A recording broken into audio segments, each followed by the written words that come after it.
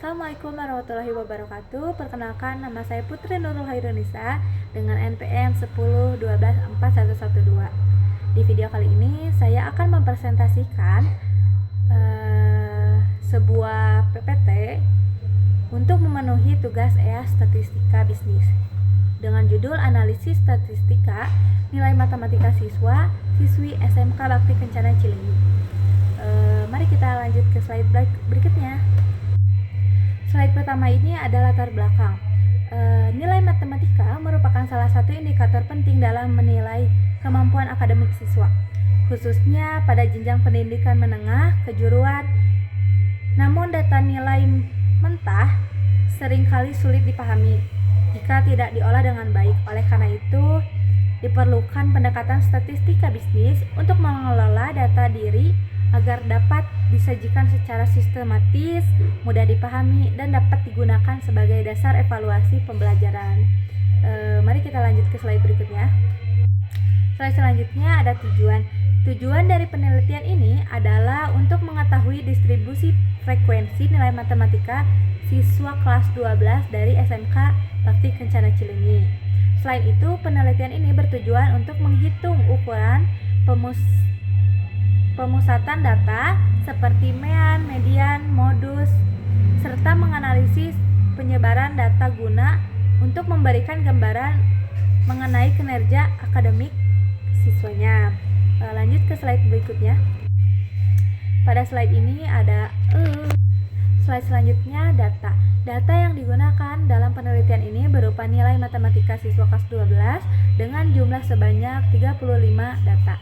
Nilai terendah ada 54 dan nilai terbesar ada 95.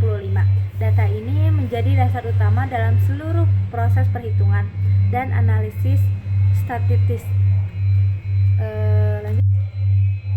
Selanjutnya yaitu menentukan distribusi frekuensi. Di sini ada nilai terendah yaitu 54, nilai tertingginya 95, range-nya yaitu 95 dikurang 54 sama dengan 41. Jumlah data atau N sama dengan 35 dan banyak kelas atau K sama dengan 1 ditambah 3,3 log 35 sama dengan 6.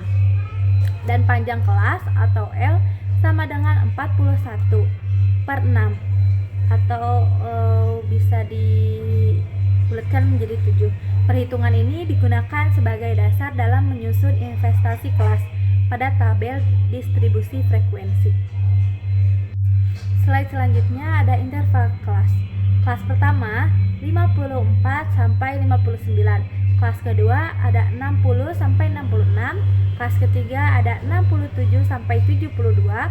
Kelas keempat ada 73 sampai 78, kelas 5 dari 79 sampai 84, dan kelas terakhir kelas 6 ada di 65 sampai 90. Interval kelas ini diperoleh dari hasil perhitungan panjang kelas dan digunakan untuk mengelompokkan data nilai siswa tersebut. Selanjutnya ada tabel distribusi frekuensi. Tabel ini disebut menyajikan data dalam bentuk interval kelas, frekuensi, nilai tengah, dan frekuensi kumulatif. Melalui tabel ini dapat diketahui jumlah siswa pada setiap rentang nilai serta kelas interval yang memiliki frekuensi paling tinggi. Slide selanjutnya ada diagram batang. Diagram batang digunakan untuk menyampaikan distribusi frekuensi nilai secara visual. Setiap batang mewakili interval kelas, sedangkan tinggi batang menunjukkan jumlah siswa. Diagram ini membantu audiens memahami penyebaran nilai dengan lebih cepat dan jelas. Dan slide selanjutnya ada mean atau rata-rata. Rumusnya ada di situ dan hasil perhitungannya yaitu FI dikali XI sama dengan 2,21 dikali 12,5. FI sama dengan 31. Jadi mean sama dengan 2,212,5 per 31 sama dengan 71,3. Nilai mean menunjukkan rata-rata nilai matematika siswa. Dan di slide selanjutnya ada median, yaitu jumlah data n sama dengan 35 yaitu ganjil dan letak median. N ditambah 1 atau 2 sama dengan 18. Median berada pada data ke-18 dan nilai median sama dengan 72. Median ini menunjukkan nilai tengah dari seluruh data tersebut. Slide selanjutnya ada modus. Kelas modus sama dengan 60 sampai 66. Tepi bawahnya atau TB-nya sama dengan di 59,5. D1-nya sama dengan 1 dan D2-nya sama dengan 0. Panjang kelas yaitu 7. Rumus MO sama dengan TB dan ditambah D1 atau D1 ditambah D2 P.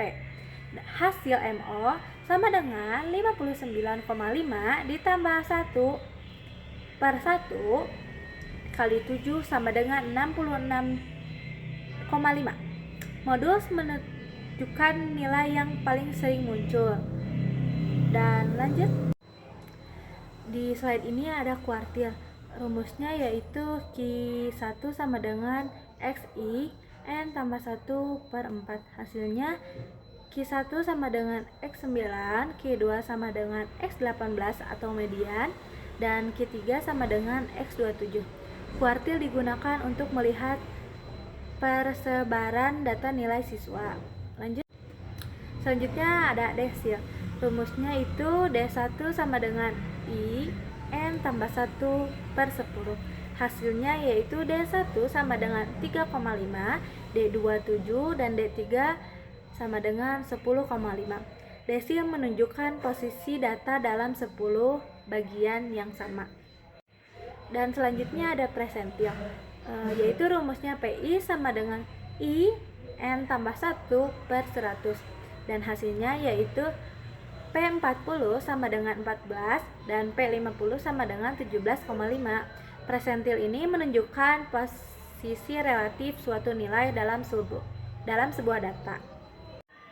Dan selanjutnya ada standar deviansi, yaitu X sama dengan 2,582, N-nya 35 dan mean-nya yaitu 2,582 garis miring 35 sama dengan 73,7. Kalau dibulatkan menjadi 74. Standar deviansi ini digunakan untuk mengukur seberapa besar penyebaran nilai siswa terhadap nilai rata-rata. Dan ada slide terakhir yaitu kesimpulan. Berdasarkan hasil analisis, dapat disimpulkan bahwa distribusi nilai matematika siswa kelas 12 cenderung merata dan sebagian besar berada pada interval nilai yang menengah.